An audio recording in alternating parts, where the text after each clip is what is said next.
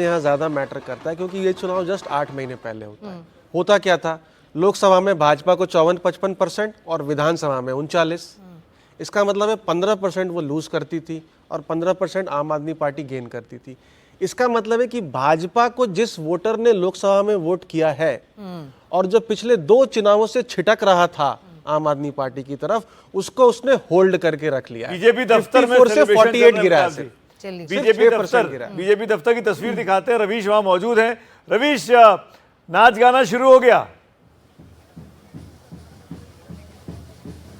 बिल्कुल सुमित जी, 27 साल के बाद में 14 पंथ मार्ग पर बीजेपी का जो दफ्तर है उसके सामने आप देखिए इस तरीके का उत्साह कार्यकर्ताओं में है और ढोल नगाड़े यहाँ पर हैं और ये वो कार्यकर्ता हैं जिनके बदौलत बीजेपी ने जीत हासिल करने की ओर बढ़ रही है। आप क्या कहेंगे? बड़ी मेहनत कर रहे थे सालों से, अभी सर आज हमें लग रहा है हमारा वनवास खत्म हुआ है। जो पिछले 25-26 सालों से दिल्ली अपने आप को ठगी ठगी महसूस कर रही थी, अब दिल्ली जगी है। डबल इंजन की सरकार काम करेगी और मोदी जी की पूरी टीम को बधाई। तो एक दूसरा सवाल यह है कि क्या ऐसे उत्साही कार्यकर्ताओं के लिए क्या आज प्रधानमंत्री नरेंद्र मोदी यहाँ पर आते हैं?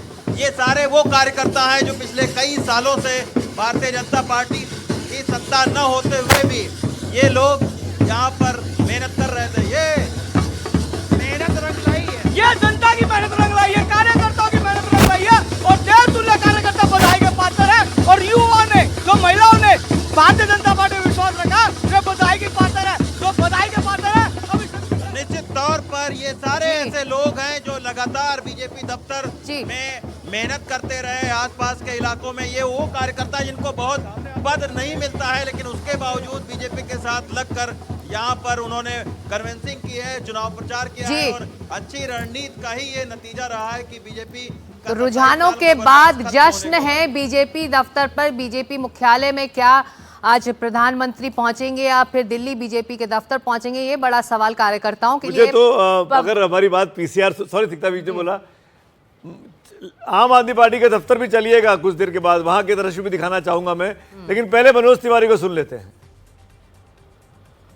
मोदी जी की गारंटी को स्वीकार किया है और यही फाइनल टैली होगी, ऐसा मेरा विश्वास है। देखिए इस बार मनीष जी ट्रेंड दिखने को मिल रहा है, जैसे पहले 2 बार में दिखा था कि पूरी तरह से एक तरफा दिखा था, लेकिन इस बार जो है बीजेपी की तरफ भी काफी ज्यादा बढ़त है। तो क्या वजह रही है? दिल्ली वालों की नाराजगी है, क्या है?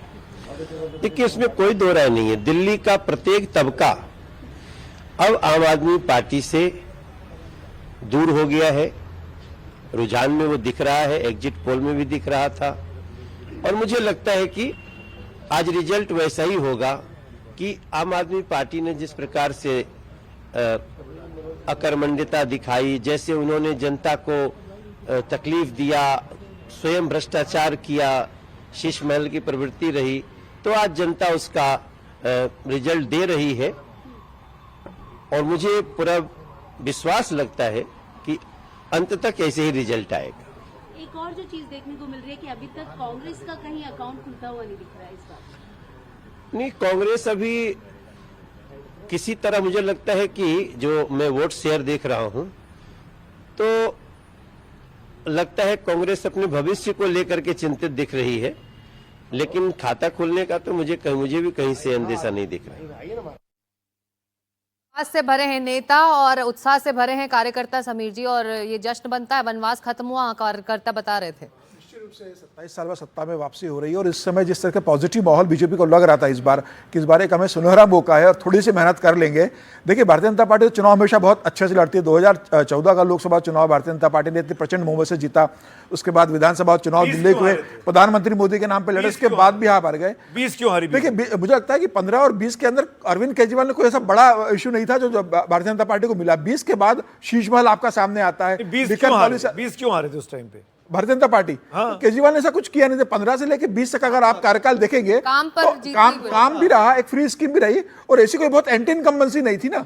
5 साल बाद इस बार अगर सबसे बड़ा देखा तो शीश महल एक बड़ा मुद्दा रहा है। 20 के चुनाव में नहीं, चुनाव में नहीं किया बीजेपी ने। देखिए अरविंद केजरीवाल ऐसे कटोके बटोके नहीं हुआ। देखिए अरविंद केजरीवाल ऐसे नेता है कि भारतीय जनता पार्टी उनको हिंदू विरोधी डिक्लेयर करके चुनाव नहीं लड़ दिल्ली की सकती। जनता को कटोके वोटोके पसंद नहीं आया था 20 क्योंकि में। मिडिल क्लास वोट उससे छिटकता है। अगर आप वो भी गलती हो गई 2020 में।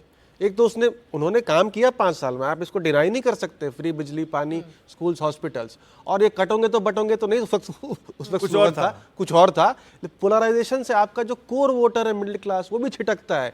इसीलिए इस बार स्ट्रिक्ट निर्देश थे कि भाई कटोगे तो बटेंगे, एक है तो सेफ है, या नारा ही नहीं चला है। करेक्ट, यही अनुराग ठाकुर तब भी इंचार्ज थे, तब विवादों में रहे। इस बार अनुराग ठाकुर इंचार्ज थे, लेकिन बहुत कम विवाद आए। अनुराग बाबू धीरे धीरे जमीन पे काम करते रहे। परवेश वर्मा सटल थे, रमेश बिदूड़ी सटल थे। हर चुनाव अलग होता है, उसमें एक स्ट्रैटेजी वही है। बीजेपी ने अपनी गलतियों से सीखा। इस बार एक ही नारा था, आप नहीं आपदा, बस यही नारा था, ताकि ये पूरा मामला और पूरा जो मुद्दे रहे वो दिल्ली के इर्द गिर्द ही रहे। दिल्ली का वोटर एक बहुत इम्पोर्टेंट मैसेज दे रहा है, और वो है कि गवर्नेंस के मुद्दे अब आप नहीं नकार सकते। और ये ट्रेंड सेटर होगा देश के लिए, जो हो रहा है कि भाई पानी कैसा मिलेगा, हवा कैसी मिलेगी, पॉटहोल रोड्स होंगी, सुएज कैसा होगा, इन मुद्दों पे ही कंसंट्रेशन अनिल हुआ गुप्ता है। जी जो है प्रवक्ता बीजेपी के, वो जुड़ रहे हैं। तो ये जनादेश जो रुझान है वो आप लोगों के पक्ष में जा रहा है, लेकिन बहुत बड़ी जिम्मेदारी के साथ जो यहाँ जानकार कह रहे हैं, जो मुद्दे हैं, जो काम है, जिसको लेकर नाराजगी है इस वक्त आम आदमी पार्टी को लेकर यहाँ के वोटरों की, वो जिम्मेदारी अगर ये नतीजों में तब्दील होती तो आप पर आती, चाहे वो हवा हो, पानी हो, बिजली हो, तमाम साफ सफाई के मुद्दे हैं। तो ये जिम्मेदारी बीजेपी के कंधे पर आएगी, क्योंकि पिछले 5 सालों में आम आदमी पार्टी ने काम नहीं किया इन मुद्दों पर। अनिल गुप्ता जी। जी नमस्कार, आपको सभी दर्शकों को नमस्कार। आप जी आवाज आ रही है मेरी? जी आप बोलिए, अच्छे से आ रही है आवाज आ रही है, बताइए जरा। बिल्कुल आ रही है, बोलिए। देखिए हमने अपना संकल्प पत्र जारी किया है, और जिस तरीके से लोकसभा चुनाव 2014 और 2019 का हमने संकल्प पत्र जारी किया था, और 99% से ज़्यादा हमने वायदे पूरे किए। मैं आपको गारंटी के साथ कह सकता हूँ, ये मोदी की गारंटी है कि हम अपने संकल्प पत्र का हूबहू 99% से ज़्यादा पूरा करेंगे। आप देखेंगे आने वाले 3 साल में माँ यमुना भी साफ होगी, आने वाले 5 साल में दिल्ली की हवा भी स्वच्छ होगी, और आने वाले 5 साल में जो दिल्ली में ये कूड़े के पहाड़ इन्होंने बना दिए हैं, जो पहले 80 लाख टन होता था, 160 लाख टन होता है, उसको भी हम रिमूव करेंगे। दिल्ली की 28,000 किलोमीटर सड़कों की भी रिपेयर होंगी, दिल्ली में सीवरेज व्यवस्था भी ठीक होगी। माफ करेगा अनिल जी, आपने बहुत बड़े वादे कर दिए हैं। आप ऐसे बातें कर रहे हैं, मैं आपसे, चलिए आपने टाइमलाइन भी दे दी कि 5 साल में ये होगा, 3 साल में ये होगा। ये जो कूड़े हैं, दिल्ली में 3 बड़े कूड़े के पहाड़ हैं, इसमें 160 लाख टन कूड़ा है। आप ही ने कहा, आप ही का नंबर है ये। कहाँ ले जाएंगे इसको? हरियाणा में जहाँ पे आपकी सरकार है, यूपी में जहाँ पे आपकी सरकार है, राजस्थान में जहाँ पे आपकी सरकार है, कहाँ ले जाएंगे इस कूड़े को? कहाँ फेंकेंगे? कैसे इसका इस्तेमाल करेंगे? कुछ प्लान है आपके पास? ऑलरेडी बड़े बातें मत करिए, बताइए कार्यक्रम। सर प्लान है ना, बिल्कुल प्लान। क्या करेंगे? अरे नहीं बड़े प्लान बता रहा हूँ ना आपको, आप सुनिए तो सही। ऑलरेडी माननीय गडकरी जी ने कह चुका है, जितने हाईवे का निर्माण हो रहा है ऑलरेडी उसमें ट्रम मिल लग चुकी है, और उसका जो कूड़े से मिट्टी जो बनती है वो उन सड़कों के निर्माण में काम होगा। हम ऐसे ही फालतू बात नहीं कर रहे, मैं जो बात कह रहा हूँ तथ्य से टेक्निकल बात कर रहा हूँ। आप देखिए माननीय गडकरी जी ने जो भाषण दिए हैं, जो चुनाव में भाषण दिए, जो उनका विजन है हाईवे मंत्रालय का, ऑलरेडी उस पर काम हो गया। पर केजरीवाल साहब जब कहते थे कि हम इसको 80 लाख टन को कम कर देंगे, उन्हें कम करने की बजाय बढ़ाया है। हमने कहा जितना देहरादून एक्सप्रेस, जितने हाईवे दिल्ली के आसपास बन रहे हैं, वहां पर ऑलरेडी इस कूड़े से जो मिट्टी बनी है वो इस्तेमाल होनी शुरू हो गई है, और जब डबल इंजन सरकार होगी उसमें तेजी से काम होगा। आप इस बात में निश्चित रहिए, ये कूड़ा कम होगा। चलिए, आप कह रहे हैं कि आपके प्लान पर जनता का भरोसा रहा। अब हमारे जानकार यहाँ मौजूद है, क्या इस प्लान पर वोट पड़े हैं वाकई, या फिर नाराजगी झेलनी पड़ रही है आम आदमी पार्टी को, और उसका जो जिस तरीके से ट्रेंड आ रहा है, जिस हिसाब से भारतीय जनता पार्टी को सीटें मिल रही है, मुझे लग रहा है सारे मुद्दों ने अपना असर दिखाया होगा। कूड़े का मुद्दा होगा, जल का होगा, जो स्वच्छ पानी नहीं मिल पा रहा उसका होगा, प्रियंका गांधी ने कुछ कहा है इस पर, कुछ होगा। प्रतिक्रिया दी है। समीर जी, मैं जवाब आपसे लूंगी, आइए इसको सुन लेते। प्रियंका गांधी क्या कह रही है इन रुझानों पर?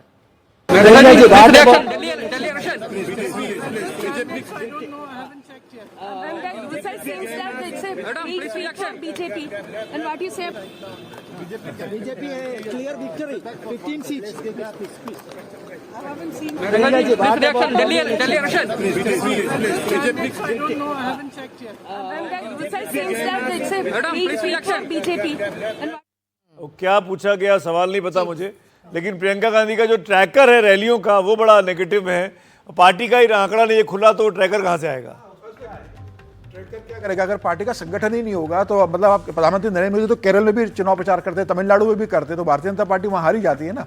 संगठन जरूर काम होता है, चेहरा जरूर आपके पास महत्व रखता है, शीर्ष नेतृत्व, लेकिन संगठन आपका कैसा जमीन स्तर पर कर रहा है 5 साल काम, वो चुनाव परिणाम में बहुत ज्यादा मुझे लगता है काम करता है। और जिस तरह का चुनाव परिणाम आ रहा है, मुझे लगता है एक बड़ा ऐसा वोट बैंक जो अरविंद केजरीवाल को दिल्ली का नरेंद्र मोदी समझता था और लोकसभा में प्रधानमंत्री नरेंद्र मोदी को दिल्ली में अरविंद केजरीवाल को वोट देता था, उसे ये लगा कि नहीं भाई, अब केजरीवाल ने 10 साल जो कहा है वो वादे पूरे नहीं हुए, अब हमें दूसरे विकल्प पे जाना होगा। केजरीवाल की नाराजगी का वोट ज्यादा। भारतीय जनता पार्टी का संगठन का काम, संघ का काम अपनी जगह, लेकिन वो तो 2014 और 2020 में भी संघ ने और भारतीय जनता पार्टी ने काम किया था, नाराजगी थी कि नहीं अब नहीं देना हमको, आपको वोट हमने दे लिया। मैं आपको टोक रहा हूं, लेकिन आपसे सवाल है मेरा, आप पिछले 1 महीने से आप ट्विटर पर लिख रहे थे कि बीजेपी आ रही है आप जा रही है, बीजेपी आ रही है आप, लगातार आप लिखते रहे। कईयों ने कहा कि आप बीजेपी के साथ सेट हैं, बीजेपी ने आपको पैसा दिया इसलिए आप इस तरह के ट्वीट कर रहे हैं, लेकिन आप जो कह रहे थे वो आज हो रहा है। तो ये कहां से जानकारी मिल रही थी आपको? देखिए कहां से पता लग रहा था? डेली आपने बिल्कुल अपनी गर्दन उस पर रख दी थी। नहीं, मैं डंके की चोट पे कह रहा हूं, मेरी बीवी ने कहा मुझसे कि आज मैं जहां गई तो वहां ये हुआ, पूरी कहानियां लिख रहे थे आपकी, कैसे बीजेपी आ रही है और आप जा रही है। ये कहां से कर रहे थे? सुमित जी, मैं लगातार 50 लोगों से रोज फोन करता था और उस 50 लोगों में संघ ने दिल्ली को 8 क्षेत्रों में बांट दिया था, 8 विभाग में बांटा हुआ है संघ ने, और जो संघ के प्रभारी थे सीटों के हिसाब से, मैं उन लोगों से फीडबैक ले रहा था।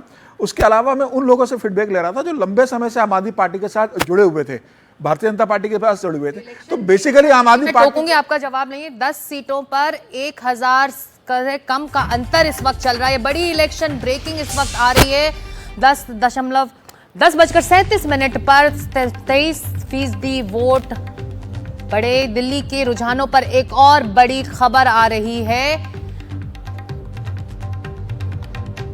10 सीटों पर 1000 से कम का अंतर इस वक्त चल रहा है और 20 सीटें ऐसी हैं जहां 23 सीटें ऐसी हैं जहां पे 2000 से कम का अंतर है। ये 23 सीटें ऐसी हैं जहां पे 2000 से कम वोटों का अंतर है और 10 सीटें ऐसी हैं जहां पर 1000 से कम वोटों का अंतर है। सुबह 10:37 तक 23% वोटों की गिनती हो चुकी है। 23%। उसमें रुझान 42 और 28 है बीजेपी के फेवर में। अब अपनी बात पूरी करिए। तो आपने आपके लोगों से बात की, आपने संघ के लोगों से बात की, और मैंने उन लोगों से ज्यादा बात की जिन्होंने लोकसभा में भारतीय जनता पार्टी को वोट देते थे और विधानसभा में अरविंद केजरीवाल को जो वोट देते थे। ऐसे लोगों को ढूंढा कैसे आपने? हम आइडेंटिफाइड किया ऐसे लोगों को। तो उनका ये कहना था कि भाई हमें लगता था कि दिल्ली का नरेंद्र मोदी अरविंद केजरीवाल बनेंगे, लेकिन अब हमें ऐसा लग रहा है कि 10 साल बाद हमें वापस भारतीय जनता पार्टी को मौका देना चाहिए। और जो अरविंद केजरीवाल बार बार बोलते थे कि भाई एलजी काम नहीं करने दे रहे, प्रधानमंत्री मोदी मुझे काम नहीं करने देते, तो हमें लगा कि अब एक ही सरकार है, एक बार बनवा देते हैं कि भाई दिल्ली में भी केंद्र में बीजेपी की है, प्रदेश में भी बीजेपी की है, तो ये शिकायत खत्म होगी। तो एक बड़ा वोटर जो लोकसभा में बीजेपी के साथ था वो विधानसभा में भारतीय जनता पार्टी के पास लौट कर आ रहा है। मनोरंजन भारती इस वक्त हमारे साथ जुड़ रहे हैं। मनोरंजन, आप बीजेपी मुख्यालय में हैं। हमने कुछ देर पहले तस्वीरें देखी, रवीश रंजन बता रहे थे वहां पर कार्यकर्ता ऑलरेडी जश्न ढोल नगाड़े बजा रहे हैं। ऐसे में मुख्यालय पर क्या हलचल है इन रुझानों को देखते हुए? आपको आवाज सुनाई दे रही होगी, ढोल नगाड़े बज रहे हैं, वहां पर बहुत शोर है, इसलिए हम थोड़ा सा आगे आ गए। जश्न मनने लगा है और नेताओं का आने जाने का सिलसिला लगातार जारी है। थोड़े से इस मुख्यालय पे थोड़े से वो अभी बोलते हैं कि थोड़ा और इंतजार कर लेते हैं और रिजल्ट आ जाने दीजिए। अदिति भी हमारे साथ हैं और रवीश भी हमारे साथ। मनोरंजन, अभी कुछ देर पहले सुधांशु से मेरी बात हुई, सुधांशु त्रिवेदी यहाँ पर आए थे, उनसे हमने पूछा कि प्राथमिकता क्या रहेगी, तो उन्होंने यही कहा कि थोड़ा सा और रुकिए, डिसाइसिव हो जाने दीजिए नतीजों को, क्योंकि वो चाहते हैं कि जश्न और बेहतर तरीके से मनाया जाए, ये उनका कहना है। और साथ ही उन्होंने कहा जिस तरह से प्रधानमंत्री ने वो शब्द दिया था आपको लेकर आपदा, तो उन्होंने कहा कि दिल्ली के लोगों के जो रुके काम है वो पूरे होंगे और आपदा से मुक्ति दिलानी है। तो अब जब नतीजे साफ होने लगे हैं तो बीजेपी दफ्तर में जश्न जो है वो बढ़ता जा रहा है और अब दिग्गज नेता जो है उनके पहुंचने का सिलसिला भी शुरू हो गया है। और जैसा आपने कहा कि 10 सीटें ऐसे हैं जहां पे मार्जिन 1000 से कम है, रवीश ऐसी 10 सीटें हैं। देखिए बाबा, सबसे बड़ा चौंकाने वाला मामला है कि नई दिल्ली विधानसभा सीट, जहां पर पिछली बार अरविंद केजरीवाल को 65,000 वोट मिले थे और विपक्षी को नुपुर शर्मा को 25,000 केवल मिले थे, यानी दुगने का अंतर था। तो इस बार मैं देख रहा हूं कि केवल 250 वोटों से वो आगे चल रहे हैं। तो आखिर ऐसा उलटफेर जो है, ये एक आप संकेत के तौर पर आप इसको देख सकते हैं और इससे अंदाजा मिलता है। और बाबा अभी आया है बाहरी दिल्ली में, जहां पर जाटों का असर बहुत ज्यादा है। पिछली बार 7-0 बाहरी दिल्ली के 7 विधानसभा में एक भी सीट बीजेपी नहीं जीत पाई थी।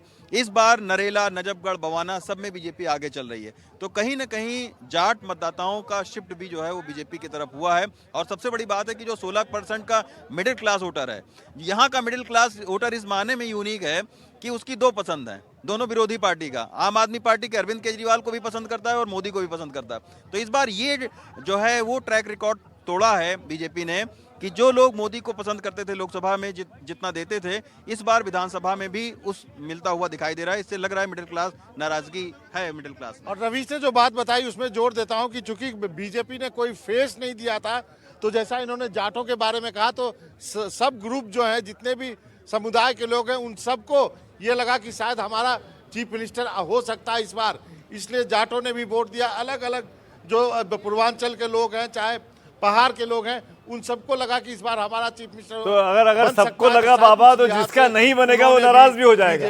अगले चुनाव की तैयारी भी शुरू हो जाएगी कि एक फला तबका नाराज है। हम लौटेंगे बाबा आपके पास, अपडेट लेते रहेंगे। अगली बार किसी बड़े बीजेपी नेता के साथ आप आइएगा हमारे साथ। मिल्कीपुर से खबर आ गई है। मिल्कीपुर उपचुनाव जो कि यूपी में चल रहा है, वहां पर बीजेपी आगे चल रही है। करीब 4000 वोटों का अंतर हो गया है। भाजपा और सपा के बीच में बीजेपी के चंद्रभानु पासवान मुकाबला दे रहे थे। सपा की ये सिटिंग सीट थी, सपा से ये सीट छीनती हुई अब बीजेपी दिखाई दे रही है। चंद्रभानु पासवान भारतीय जनता पार्टी के उम्मीदवार पूजा करते हुए अभी तक के जो रुझान आए हैं उसमें बीजेपी अच्छा कर रही है। और जिस तरीके से वोट पड़ने के बाद अखिलेश यादव ने ट्वीट किया कि चुनाव आयोग को तो सफेद चादर दे देनी चाहिए, तभी सपा की हार दिखाई दे रही थी कि सपा को लग गया था कि शायद वो खिन्न है, नाराज है। जो कुछ मिल्कीपुर में हो रहा है, नीरजा जी, ये कितना क्रिटिकल है अखिलेश यादव और योगी आदित्यनाथ के भविष्य के लिए? बहुत इम्पोर्टेंट है। मिल्कीपुर अयोध्या रीजन में है। अयोध्या सपा ने जीता था, बहुत बड़ा इंटरनेशनल न्यूज़ बन गया था। जहाँ अयोध्या की मूवमेंट हुई, राम मंदिर बना, वहीं बीजेपी हार गई। तो ये वापस ले लेना सपा से तो भारी जीत है योगी आदित्यनाथ की। उस पर वो एक प्रेस्टीज इशू था। और आप सही कह रहे हैं, जबकि अखिलेश यादव ने बोलना शुरू किया कि फेक वोटिंग की है और रिगिंग किया है, उससे लग रहा था, उनको आभास हो गया है कि शायद हवा दूसरी तरफ बह। क्या अमिताभ जी, पिछली बार जो उपचुनाव हो रहे थे 10 यूपी में, मिल्कीपुर को पोस्टपोन कर दिया गया था, क्या इसीलिए कि फोकस करके लड़ा जाए इस सीट पर? क्योंकि उस बार भी बीजेपी सपा ने 2 सीटें जीत ली थी। बट उस बार भी अगर आप देखें तो 7 आउट ऑफ 9 था, करेक्ट। 70% से ऊपर की स्ट्राइक रेट थी, जबकि वो सारी उन सीटों पर समाजवादी पार्टी लगभग 5 सीटें जीती थी 9 में से प्रीवियसली। तो उस वक्त भी, क्योंकि देखिए बाईपोल्स पे इनकम्बेंट गवर्नमेंट को एज होता है। आप अक्रॉस देख लीजिए, उस समय पे बंगाल में 5 सीटों पे हुआ तो 5 पे ममता बनर्जी की पार्टी, एक नेचुरल एज होता है। लेकिन फिर भी प्रेस्टीज की बैटल थी, क्योंकि जैसा मैम कह रही हैं कि भाई इस सीट को तो नहीं हार सकते थे उपचुनाव में तो नहीं हार सकते थे। एक बार हार गए, उपचुनाव में तो नहीं हार सकते। वापस दिल्ली पर प्राश्चित का वोट है। फैजाबाद हरा दिया तो जनता ने प्राश्चित वोटिंग किया इस बार कि हम प्राश्चित कर देते हैं। दिल्ली पर वापस लौटते हैं। चौथे राउंड की काउंटिंग जो हुई है ग्रेटर कैलाश में, उसमें बीजेपी की शिखा रॉय 4049 वोटों से आगे बताई जा रही है। और कांटे की टक्कर वाली सीट्स पर हम नजर सोएंगे। बिल्कुल, मैं बढ़ देता हूँ। राजेंद्र नगर पे आप